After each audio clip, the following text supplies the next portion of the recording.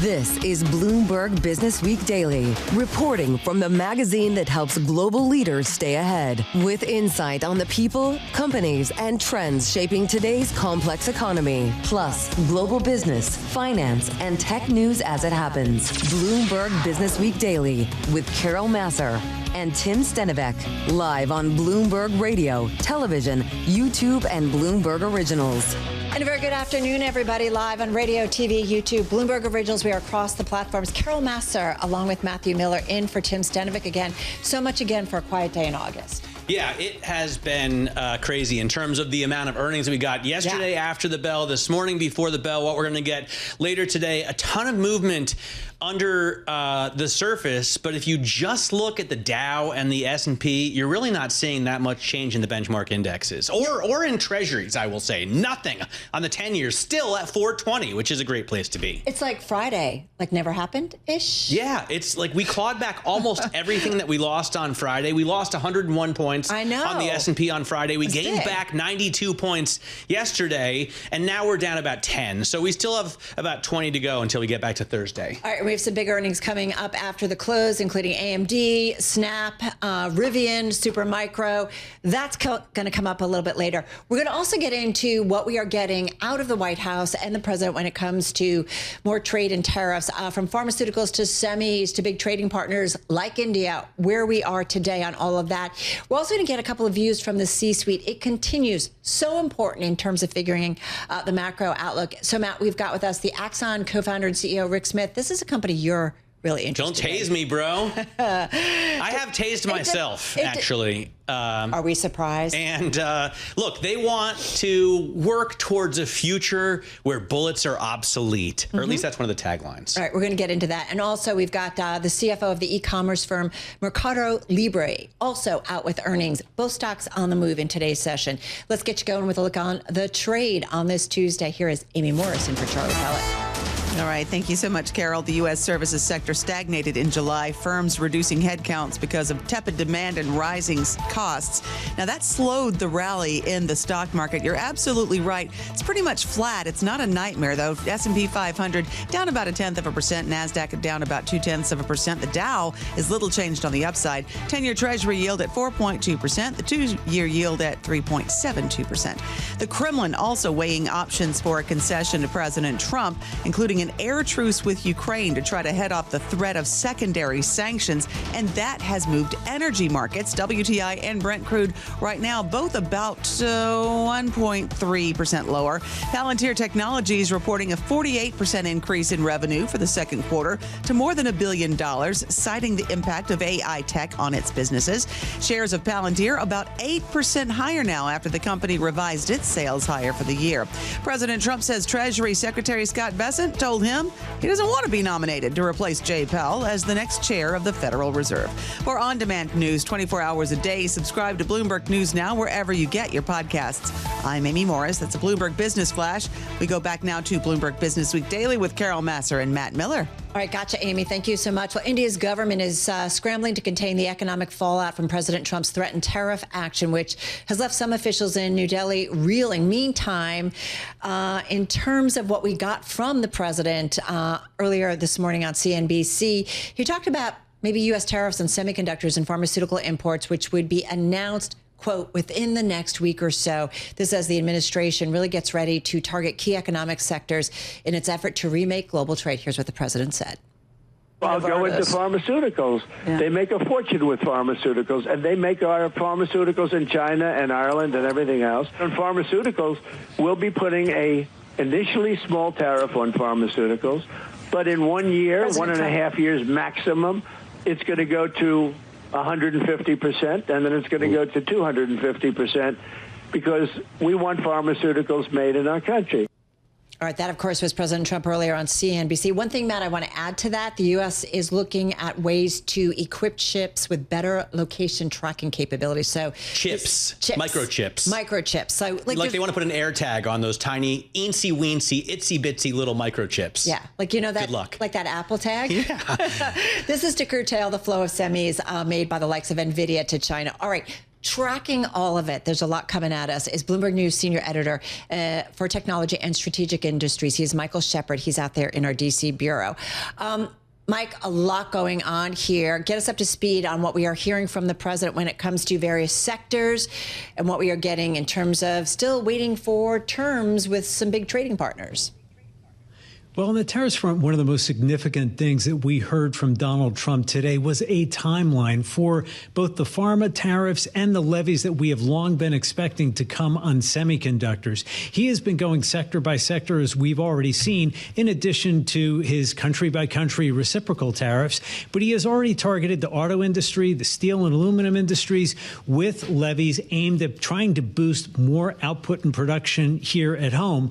And next, he's moving on to the drug industry and chip makers. And the idea is, again, to try to get them to build more plants here in the U.S., spur domestic investment in plants and production, and maybe try to boost hiring as well, and perhaps also goose some exports in those areas. It's going to be a long road, though. Even if he announces those tariffs in the next week or so, it will take years for those plants to actually be built, for companies to migrate. And in the meantime, a number of companies, businesses, consumers will face the prospect of potentially higher costs based on the increases in those inputs. Remember, chips are in everything. It is not just the AI accelerators that we heard so much about from the likes of Meta Platforms and Microsoft Corp when it comes to their AI businesses. It goes down to all the way down to things like those light-up sneakers that small children wear. They're in cars, they're in everything. So businesses have been bracing for this, and they're going to have to really read the fine print when those tariffs come out to see if there are any exemptions whatsoever. We're not expecting any, but some companies are still holding out hope. You know, we just report the news. Yep. We don't editorialize or give our opinions, but you got to point out when something makes no sense at all, Shep. And the president on Sunday said he was going to lower drug prices for American consumers by 1,400 to 1,500%, which is mathematically impossible unless drug producers are paying customers. At the same time, he wants to have tariffs at 250% on imported pharmaceuticals, which is almost all of them. So how does any of that make any sense at all?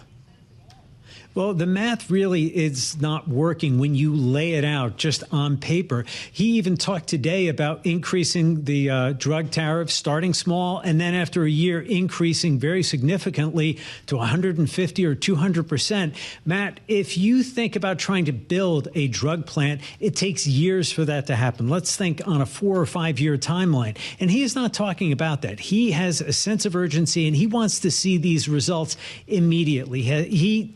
In his mind, these plants should already be underway, and he is expecting investment from U.S. trading partners, including the European Union, from Japan and others, to really start plowing that money into the ground and start getting those factories underway.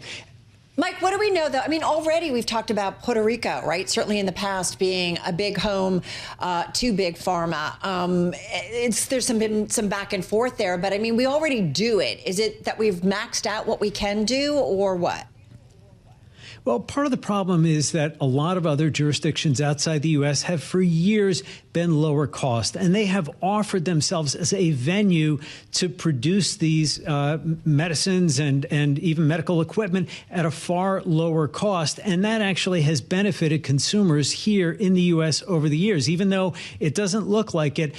Producing a lot of that material here in the United States would be more expensive based on labor costs, land costs, regulatory hurdles, and other things. Some of these the president has promised to sweep aside, especially in the land use and permitting and rules-based side. But there are other structural issues, too, and that includes the labor supply and whether there is a workforce. And this is especially true for semiconductors and other advanced technology. Having enough people who can move into the precision tooling, the advanced engineering jobs in the factories that could step in and take those jobs right away.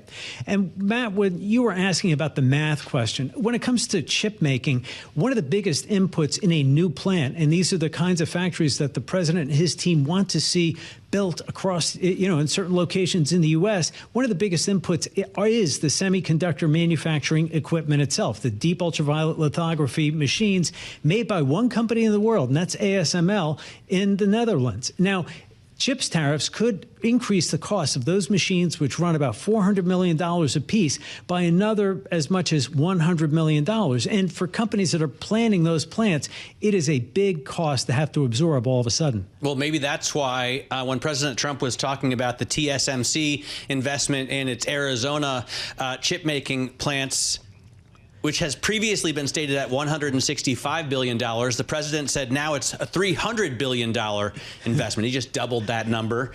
You know, also for fun. I want to ask about chips, Shep, because the idea of putting a tracking device on our teensy weensy, itsy bitsy, most advanced AI semiconductors. I mean, the space constraints, the thermal budget, the power consumption, the signal interference, seems like it would be difficult.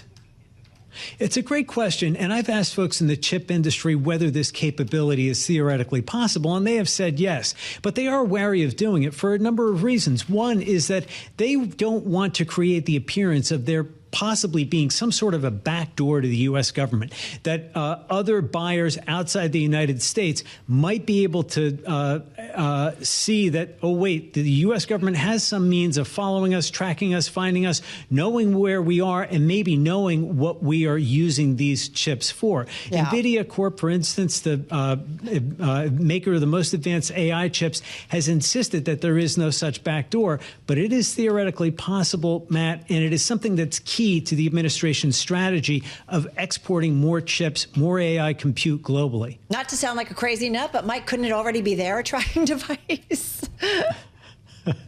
Well, it is theoretically possible that they're already in there. I feel like it's terribly unlikely. You have a very small piece of real estate, and you're trying to put as much of the tiniest circuitry in the world on it. I understand, but do you know what they already put on that tiny little circuitry? I have no idea. Amazing capabilities. So tracking, would that be such a big deal? I mean, look how big an AirTag is. All right. This is a little debate that Matt and I are having. All right, Mike Shepard, so appreciate it. Bloomberg News Senior Editor for Technology and Strategic Industries out there in our D.C. bureau. We're going to stay in D.C. We also want to talk kind of bigger picture, the U.S. relationships with some of its trading partners, including with India, and why it matters. We did see the rupee fall near its record low after President Trump said he would raise tariffs on Indian exports because the nation's purchases of oil from Russia. It's complicated. So let's try and demystify it with Bloomberg Economics Senior Geoeconomics Analyst for Asia Pacific. We are talking about Adam Farrar, and he joins us from our Washington, D.C. bureau. All right.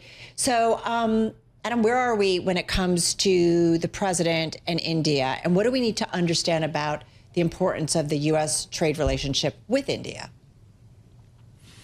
So to start with, I think we've seen a very clear evolution in the relationship in the past week or so, with the president escalating his rhetoric and increasingly putting pressure on India to come to the table and bring a bigger package for trade negotiations. And you might be surprised that we're saying trade negotiations here when obviously the top line seems to be related to Russia. But while there's certainly, a question out there as to whether the president really is focused on Russia and that's what's driving his escalation on this question of Indian oil imports, our take is that this is about leverage in the now increasingly difficult trade negotiations with India that have been dragging on since actually before the April 2nd announcements of reciprocal tariffs starting in early February. And, Trump, as we've seen time and time again, is out there seeking to escalate to get better leverage at the table and get India where he wants them. Now, for everyone keeping track, India has emerged as a major, potential partner for the United States and a major opportunity to push back on China's dominance in both manufacturing and global trade. And the Biden administration spent significant effort to try and pull the Indians out of their general non-aligned position into a position where they're closer to the United States, and doing that through advanced technology cooperation, through the major developments in co-manufacturing, including of advanced jet engines, all designed to bring India within the fold. But here we are, with New Delhi really shocked by how the president has turned things around. I want to ask about the Russian oil imports, and it reminds me to some extent of Iran and China. We all remember hearing the president say, like multiple times, that he doesn't mind if China buys Iranian oil after the U.S. attacks. And then all of a sudden, when Bessent and Greer go to negotiate with China, they're angry that China's buying Iranian oil, even though the president of the United States said they could. In terms of India, right, we have put sanctions on Russian oil, and so have the Europeans. And yet, it's been clear to everybody all along that India buys the oil from the Russians, refines it, and then turns around and sells those refined products back to Europe. This is kind of like an emperor wears no clothes thing, isn't it? I mean, was anyone surprised? So to be clear, all India's purchases fall within a loophole that was designed by the U.S. and the EU as they set out their sanctions regime against the Russians. These are not illegal purchases. And so the idea here was to actually both cushion the broader oil market and ensure stability, which was a key goal not only of the Biden administration, but obviously of the Trump administration as well. And at the same time, kind of diversify some of the oil refining away from China and decrease some of the profits from China and push those to India and enable some of that oil to still flow to Europe, which was necessary as they continue to transition away from Russian fuel. But the idea was to stop revenues going to Vladimir Putin so that he couldn't fund weapons to attack Ukraine, right? And then Europe ends up actually doing that through this loophole. Correct. Now, this did fall within the price cap that was established to try and ensure that they were not getting outsized benefits. But from the start, the EU and the United States took a position to not go after oil imports writ large because of the massive reliance not only of Europe, but of the global market on Russian oil. All right. So how important is the trade relationship between U.S. and India? And I asked that after having talked to Mark Gurman yesterday. We know Apple iPhones are now made in India, and we've increasingly seen Apple trying to diversify its supply chain. So it is important in terms of how it might impact certainly the United States and the U.S. consumer. What do we need to know? Give me some size and scope so we understand what's at stake here. So you kind of hit the nail on the head right there, which is the prospects of India-U.S. trade are significant. And particularly as we look to push, as the United States looks to push manufacturing and other production out of China, India has been this massive potential for taking over particularly some of this electronics production and filling lots of gaps that the Chinese currently fill. But in the current situation with tariffs set to rise to 25%, there's a real risk here to the amount of goods that can really come out of India and be competitive. Bloomberg Economics sees a potential drop of over 30% of exports from India to the United States, which could amount to almost a 0.6% drop in Indian GDP over the medium term. And that's just based on the bilateral relationship and doesn't take into account the reality of the new tariff rates for other regional competitors like Vietnam, which are now locked in at a lower 20% and may become even more competitive, further undermining the Indian market. So I think we haven't yet seen how bad this can get. And the Indians are certainly focused on still getting to a deal while holding their ground. We should point out that the U.S. had a trade deficit with India of about $43 billion last year. That was the 11th largest, according to figures from the International Monetary Fund. Yeah, if you use ECTR Go, you can see that we buy $87 billion worth of stuff from them. They buy $45 billion worth of stuff from us. So not a negligible trading partner. And again, this is goods, right? Because we've often talked about like the services. Yes, that's a really important that the point. United States has with the world. So we got to remind everybody that trade is made up of a lot of different things. Hey, Adam, thank you so much. Adam Farrar, he's Senior Geoeconomics Analyst for Asia Pacific at Bloomberg Economics, joining us from D.C. When we come back, we are talking with a member of the C-suite. We're going to talk with the CFO of MercadoLibre. That's next.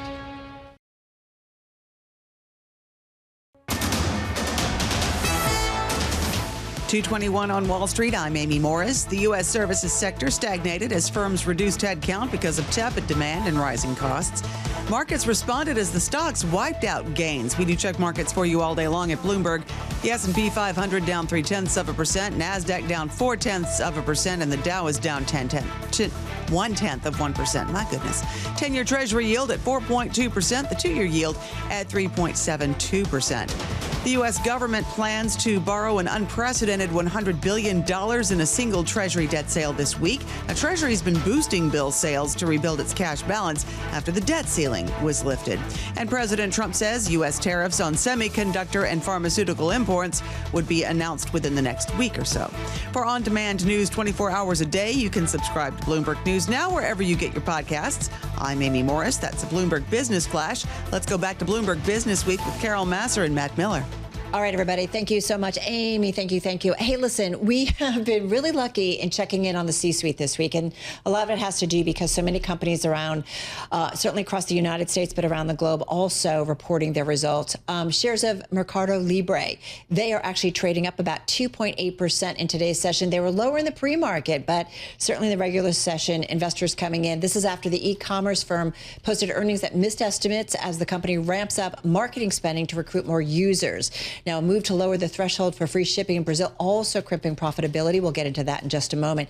We'll point out analysts see strategic value in these initiatives, saying they will help shore up long-term growth even as they weigh on margins for the time being. So let's get into the business. Time for our CFO briefing. With us is Martin de los Santos. He's CEO of the e-commerce firm MercadoLibre. He joins us from Montevideo, Uruguay, and he will be featured, we should point out, in the upcoming edition of the Bloomberg CFO Briefing newsletter, which you can sign up for at bloomberg.com/CFO briefing. Also with us is Nina Trentmann. She's Bloomberg News senior editor who writes the Bloomberg CFO Briefing newsletter. She's here in studio.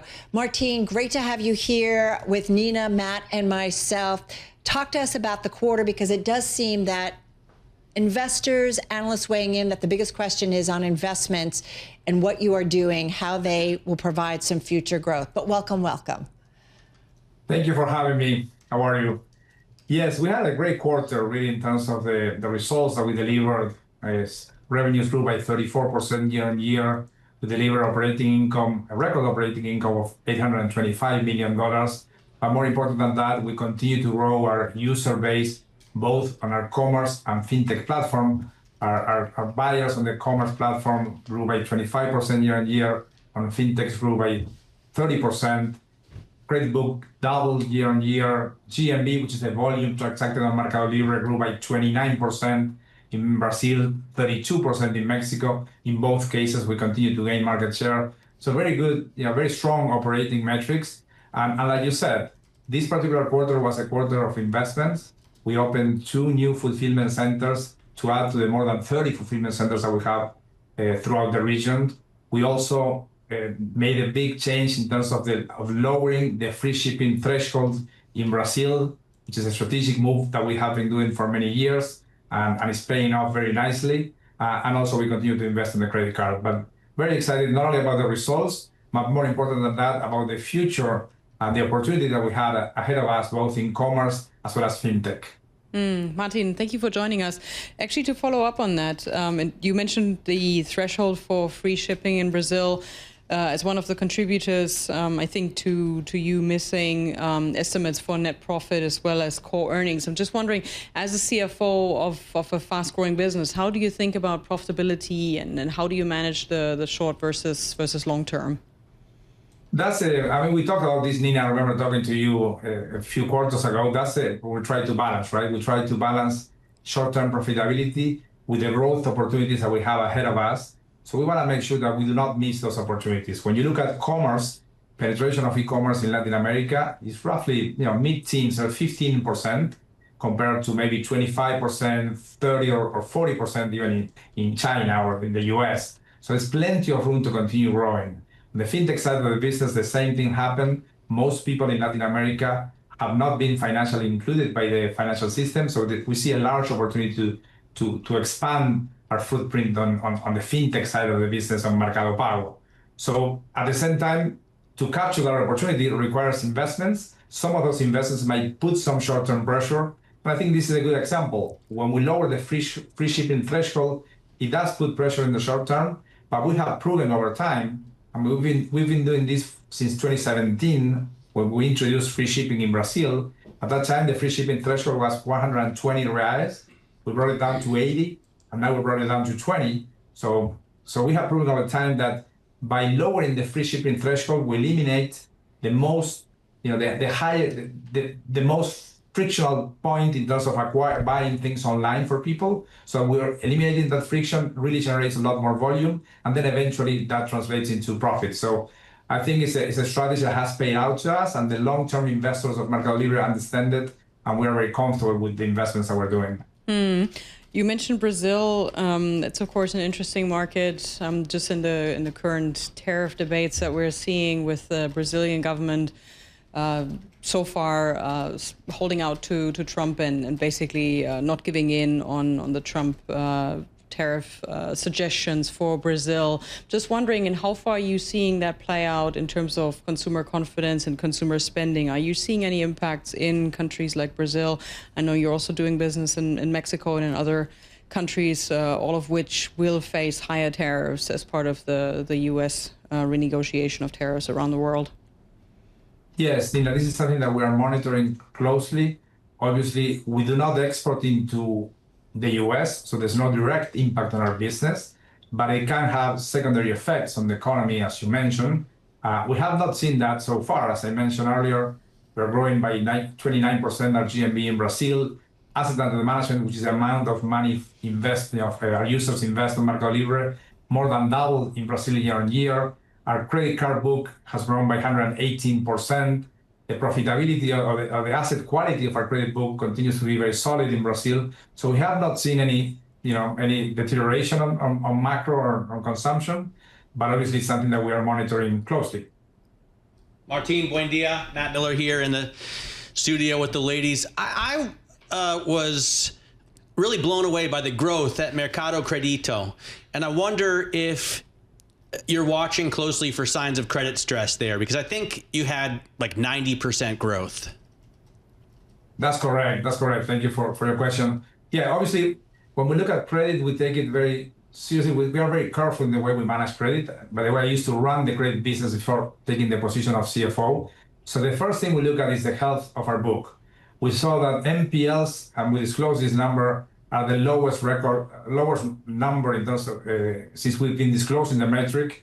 The NIMAL, which is the measure of profitability, is also improving quarter on quarter. So we see very healthy signs in terms of our book and in terms of our profitability. So the reason why you're seeing 91% growth in our credit book is because we are seeing good results in terms of our models, predicting default rates, and the quality of our credit book continues to be very healthy. If we did see something different, we will slow down because we're very cautious with the way we manage our credit business. We are talking with Martin de los Santos. He's the CFO of MercadoLibre, joining us from Uruguay. We should also point out that this is the largest company. We should point Latin America's most valuable company if you think about market cap. So really significant. We were talking about fintech, and you were talking about kind of the health of that portfolio. But what can you tell us more, Martin, when it comes to the mix of customers that are in that portfolio? I think what we're seeing is we're seeing all the different type of customers within the economic segments of the populations. Keep in mind that we acquire most of our credit users from the marketplace, and all types of people using our marketplace. So we have the advantage of having the distribution of MercadoLibre, but also the buying information that those people have on our marketplace, and we use that information through AI and machine learning models to score people, and we have models that are very accurate at predicting credit risk. So you will find people of all kinds of social levels within our ecosystem. So there are like half of the people that we offer credit to, we offer credit for the first time. They never had access to credit, but also the other half are people that we probably moving their fintech business to us because we offer a much better user experience than the traditional banks.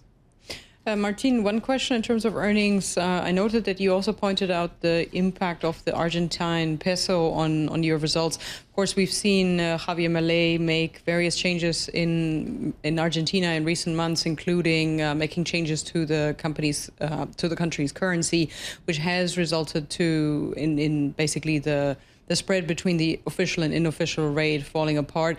Just wondering how that's impacting your business, and specifically also, are you changing your hedging strategy for Argentina? Yeah, I think the headline for Argentina that we continue to see a big recovery. I mean, unique buyers in Argentina grew by 30% year on year. Our GMV grew by 75% in local currency or 35% in dollars. The items sold on the platform grew by 46%. So very strong recovery as we see inflation coming down, consumption improving. And also, as you mentioned, the FX market being normalized also helps our business. The open economy, so we're bringing more products from the US into Argentina as well. So most of the business are performing extremely well in Argentina, and we're very happy with the way things are going for our business there.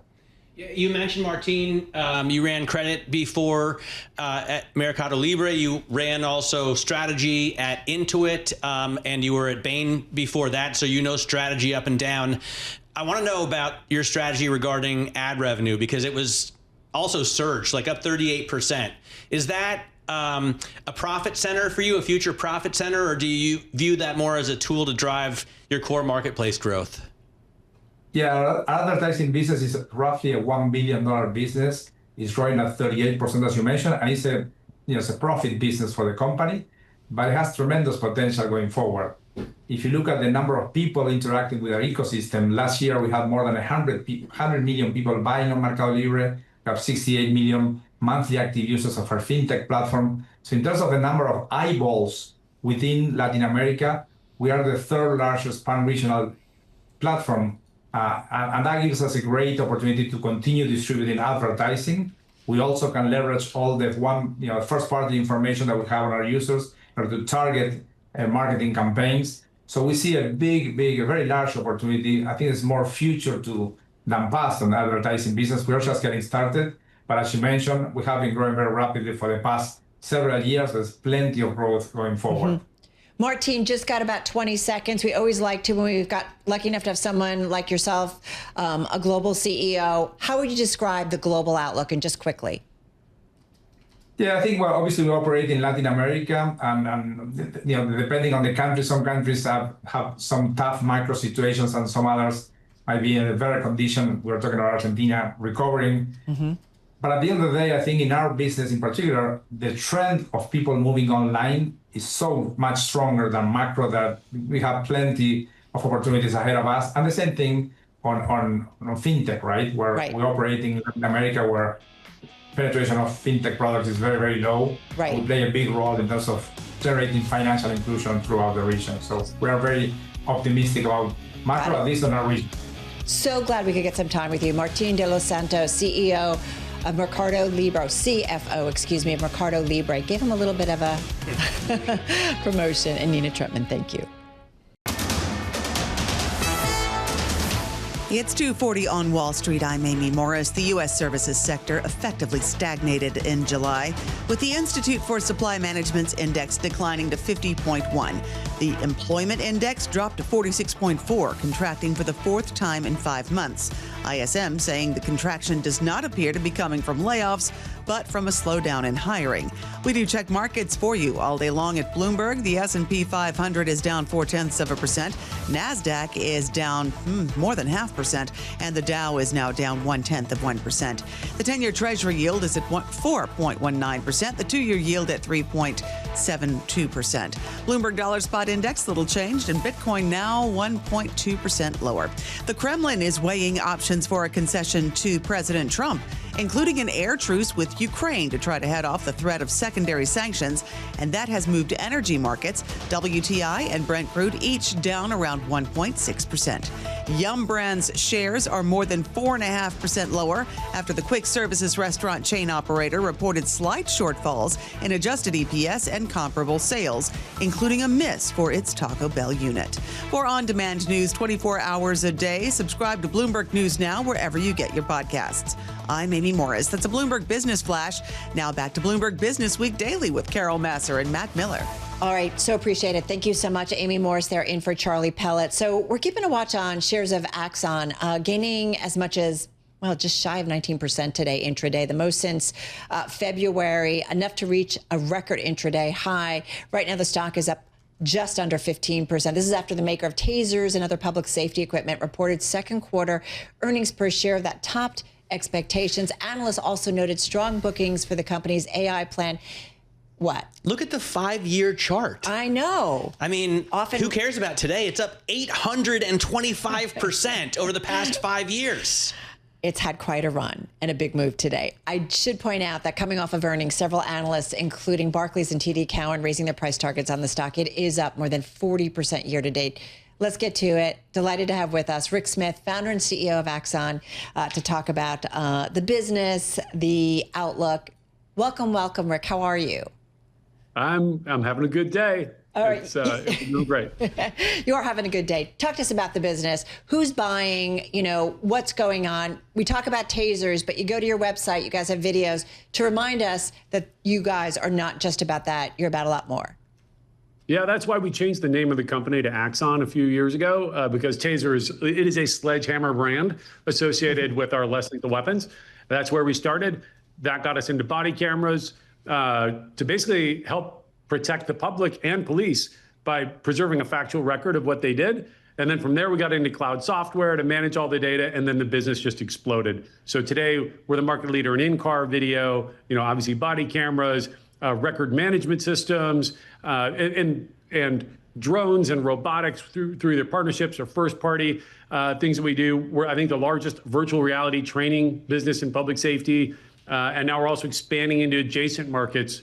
Any enterprise that has a security function has to be able to communicate with their local police. And you can either do that through an old school 911 call, or we have a number of tools on our platform that allow you, for example, if you're a school or a business, to share your security cameras in an emergency with police. So if you have something like an active shooter, you're not trying to describe it over the phone. You can immediately give video access to law enforcement at your control. You can shut it off when it's not necessary. And then, of course, we're layering artificial intelligence on cross of this entire enormous network of sensors so that we can, try to make everybody a little bit safer.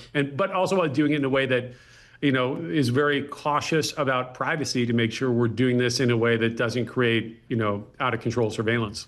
Rick, your investors will know, analysts will know, but not everyone is familiar with your founding story, which is intensely personal. Give us a quick recap of that and tell me if you still see the company's mission, which is cutting police gun deaths, as realistically achievable in say, this decade. Yeah. So I started this, I was in business school in Europe, and I was having dinner with some people there who were, we were all talking about our hometown, and they said, I would never go to America because of all the gun violence. And I said, well, hold on, it's not like you see on television. And then one of them asked me, do you know anybody who's been shot and killed? And as I thought about it, well, yeah, there's 2 guys from my high school football team. And look, we weren't super close friends, but that's not the point. The point of it was that all of us, I mean, I bet each of you know people in your immediate circle who've been shot and killed. This is a problem that touches everybody. And by the time I added it up, I think I know 5 or 6 people who've been shot and killed. And that just struck me as a bizarre state of the universe, that the way we protect ourselves in the 1990s, much less 2025, is shooting bullets at people. We were doing that with like pirates in the 1600s. And so we're on a mission to make the bullet obsolete by creating better technology, basically something similar to Captain Kirk's phaser from Star Trek fame. That's what we're out to build, because if we have that weapon, it would no longer make sense to shoot anybody. And yeah, we're getting pretty close. It's not wireless like Captain Kirk's, but we are approaching a level of reliability where we now have countries outside of the U.S. talking about using the taser instead of a gun. In the U.S., we wouldn't suggest that, but we can suggest that the taser is getting to the point where you would use it first. It would become your primary weapon, and the gun would be more of a backup only for the most extreme cases. And if we achieve that, then yeah, we think we can cut gun deaths in American policing by 50%. By 2033 is our goal.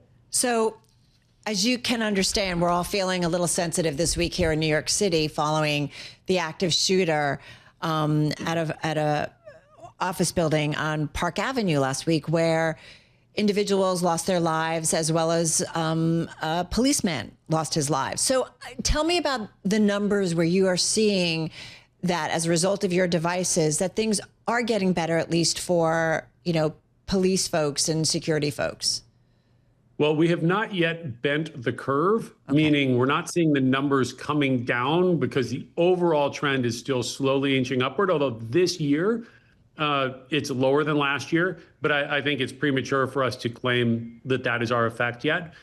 We do know that over the past 30 years I've been doing this, there's around 300,000 uses where police could have been legally justified to use lethal force, but they were able to resolve it with a taser instead.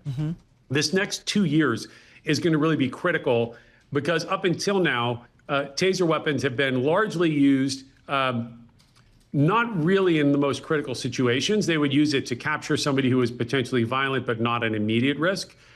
We've introduced a couple of key technologies that we're testing now in the field, and I can go into detail if you're interested, that we think move our effective reliability up into the 99% area, at which point then we think it becomes reasonable that police would begin using taser as their primary first weapon, always keeping the gun as a fallback.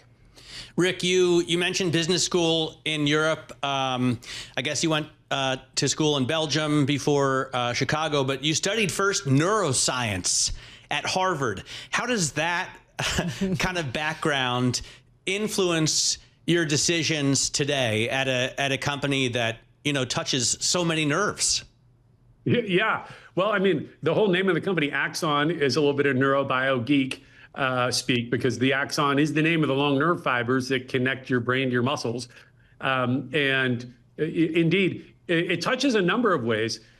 When I first wrote my college application, and actually showing my son, I had a copy of it. They asked, what do you want to do with your life? And I said, I wanted to build robotic limbs. And it was like Luke Skywalker's, robotic hand. I love this idea of a machine that can interface to the human body and almost become a part of you. Then after this incident and my interest rising in gun violence, I took a different turn. Instead of building a machine that your brain could control, I build machines that control your body through your nervous system. I mean, that's what a taser does. We plug in, we tune this electricity so that it overwhelms communication, and you have something that looks like a seizure because we're flooding your nervous system with electrical energy. Your muscles lock up. I just saw 5 people volunteer here in my office this morning. It is a temporary effect, but it's extremely debilitating. And then if we think about the other parts of our business, when we got into the camera business, we realized the cameras themselves are kind of interesting, but it's not nearly the business that if we can connect all these sensors together and begin to think of this like a giant neural network, like for a police department like an NYPD with, 35,000 officers, what if we could begin to have live data feeds that would enable command and control in more real time, so we could identify, hey, this situation is escalating, let's send reinforcements before the officer even calls over the radio. Or we might even identify things like, hey, this situation over here is spinning out of control. If you think about all the horrible, policing situations like George Floyd over the past 10 years, I believe now that any one of those could be detected with AI running on the audio video feed of a camera. And that is a capability that we're building now. We do have live feeds now, but to have live feeds being AI monitored in real time, that'll happen in the next 12 months. And I think that's going to be a huge boon to make policing more effective, safer, and to help agencies identify if a situation's spinning out of control so they can intervene now instead of, prosecuting somebody tomorrow, if something wrong is happening. How much of your business is governments? And I'm just curious, it does feel like there's going to be some municipalities under pressure in terms of funding. And I'm just curious how that could play into impact demand at your company. Yeah, so we're still majority government business, but the fastest growing segment is enterprise. And so the enterprise security is 2 to 3 times larger than public, policing in the United States in terms of manpower. And so there's a huge opportunity there. But if I come back to your question about municipal policing, I remember the 2008 financial crisis and others. And what we have found is if you look at a police agency, the majority of their spend is on cops, cars, and gas. That's like 90-some% of their spend. Mm-hmm. So their tech spend is a relatively small portion of their overall budget. And when budgets get compressed, what we see is they really look to technology where they're saying, look, we need to get more efficient. We can't just throw bodies at things. And I'll give you one example. Our first major AI product using generative AI is a service called Draft One. And what we do very simply, we take your body camera footage, we feed it through an AI model, and we actually just use the audio. We don't even need the video. We use the audio track, and we do the first draft of your police report. Because it turns out, police interactions are pretty standard. Hello, ma'am, what's your name, date of birth? Do you know why I stopped you? And you can, from that, extract the information that we need to put the structured report narrative together to about the 80% completion. And that basically means we're cutting the amount of time police spend on bureaucracy by up to 60 or 70%, which means they're out doing more police work. Huge, because only 14% of police departments across the nation are actually fully staffed. And in the most recent survey, 75% of police who responded said they do want AI to help them out. It seems like, and this is not a pun on your neuroscience degree, but it seems like a no-brainer. It's a little bit of a pun. I'm a little biased, but I think so. Hey, just 30 seconds. I'm curious because we talked about, I think robotics kind of came up, and you talked about your interest. Empire Strikes Back. The last scene, Luke Skywalker with his hand. Yes. Is robotics something that you guys are thinking in terms of security going forward? Is that an area that you guys might pursue at some point? Stay tuned. Stay tuned. The solution to the American gun violence problem, in my personal belief, is we've got to change the game. And what I mean by that is today when an active shooter shows up, they have no illusions they're going to come out of it alive. They want to go down in some sick, twisted vision of a glorious gun battle with the police. In a couple of years, we are going to deny them that. If you show up with a gun somewhere, we will zip in very quickly with a robot using less lethal force. You'll be arrested and under control very quickly, and we're going to deny them the entire sort of motivation to get in gunfights. And I think we can do things with drones and robotics that you could never do with people, and we can do it without having to resort to lethal force. So stay tuned. We're making a big play in that space. Sounds like you got to come back real soon. So appreciate it. So appreciate it. Rick Smith, Be Well, founder and CEO of Axon, joining us on this Tuesday. And as we mentioned, we're seeing that stock move in a big way following its latest results. Let me just pull it up for you. Can I add that guy to the list of guests? Don't take him. I steal from your show you steal and everybody. use on my show. Do not have Matt co-host anymore. Done. All right. No, what a story. I mean, what an incredible... The stock chart is amazing. I know. But the story behind it... Right. I mean, he started that company in 1993. Well, he's been at this for 32 years. I love these people who have different backgrounds. It's like doctors who are engineers who are looking at the body in a different way. But here he is in terms of his background and understanding how the brain works and the impact on things. He's ours. Just kidding. Just kidding. Great conversation. If you missed any of it, check out our podcast. I'm Carol Massar along with Matthew Miller. Let's take a look at some stocks on the move today. With us is Bloomberg News cross-asset reporter Isabelle Lee here in studio. We got to talk about VRTX Vertex. We do have to, because it's down almost 20%. That's the most since October 2020 and the lowest since December 2023. So the shares really fell after an experimental pain drug failed to provide post-surgery benefits. So of course, the FDA said they don't really see a path forward for widespread use of this pill, because if it didn't work, why use it? And this is interesting because Vertex has been trying to diversify beyond its core business of cystic fibrosis treatment. And a key part of that is this one. And it's actually the first new type of painkiller to reach the U.S. market in more than 2 years. But it didn't really pan out. RBC Capital Markets said that the setback should cause a rethink of the risk profile for the pain franchise. All right, so that one taking a big hit. Stock overall down about 5% year to date. Let's go to something that we talked about in the aftermarket last night because it reported a result. We're talking about Hims and Hers. Hims and Hers shares are lower by almost 12%. So the company missed revenue estimates. So they recorded sales below average estimate, but they did reaffirm their full year revenue guidance. But Citi said this is a difficult quarter for Hims. Morgan Stanley said investors will need to be patient. So Hims really has gotten a boost from selling cheaper versions of popular weight loss drugs, but that has since been in peril because the FDA ordered many companies to really just stop selling copies of name brands made by Eli Lilly and Novo Nordisk. I wonder if the ticker's wrong now, because the ticker is HIMS, Hims. But now, I mean, that's because they used to sell like hair loss drugs and erectile dysfunction what do you drugs. think it should be? Well, now, I don't know, but surely there are a lot more Hers that are customers of that company now that they sell the weight loss drugs. I don't know how the numbers shake out. So what are you just saying? Women take weight loss drugs? No. I desperately want to get some too. I know a lot of dudes taking it. It's all over my Instagram feed. Like, I'm there. I'm ready to pull the trigger. I'm just saying that maybe half of their customers now are women, or at least a quarter. So the HIMS ticker just doesn't make as much sense. Maybe we or us. As it once did. Or them. TAP is the ticker for Molson Coors, even though I'm guessing most of the people Isabelle, when he loses, he switches gears. who drink it in this country Nice pivot. drink out of a bottle or a can. And also, fewer and fewer people have been drinking it in America. That's exactly right. So shares are up 1.5%, but they shipped less beer in America. Beer sales fell again. They've been really trying to counter a shift away from beer, as more people, I guess, turn to spirits, If Tim was here, canned cocktails. He's all non-alcoholic beer. I'm all for non-alcoholic too, actually. Yeah. I don't drink non-alcoholic beer. I don't drink alcohol. I think you don't drink. But then I don't want a non-alcoholic beer. Why have the calories if it's not going to give me a little boost, right? I'd rather have... There is that. A cannabis cocktail. What do we need to do? Did you say cannabis cocktail? No, I didn't say. But you know what I feel that with? Fizzy water.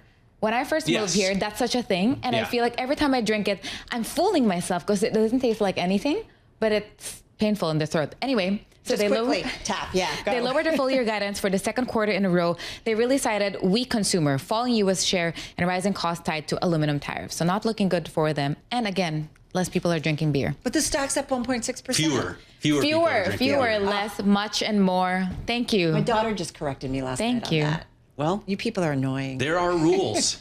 This is not nom. Fewer. Carol. I know. TAP was up as much as 5%, but paring that back to about a 1.6% gain. Isabelle Lee, thank you so much for putting up with Matthew Miller. We really appreciate it. For more conversations, check out our Stock Movers podcast, 5-minute episodes of the biggest winners and losers in the stock market. You can find it on Apple, Spotify, or anywhere you get your podcasts. All right, we're getting ready to wrap up the first hour of Bloomberg Businessweek Daily. We've got the close coming your way in just a moment on Bloomberg TV. Romaine and the team. I think Scarlett and Romaine. Looking forward, as we see markets continue to struggle, right? The S&P down 0.4%, the Dow off 50 points. We're going to get into why baby boomers retirement and why rates are so high. We're also going to get some earnings talk. Why rates may go higher, right? They're pretty low, 420. Angie CEO is also going to come along. How you can get your, we'll talk later. House fixed. Yes.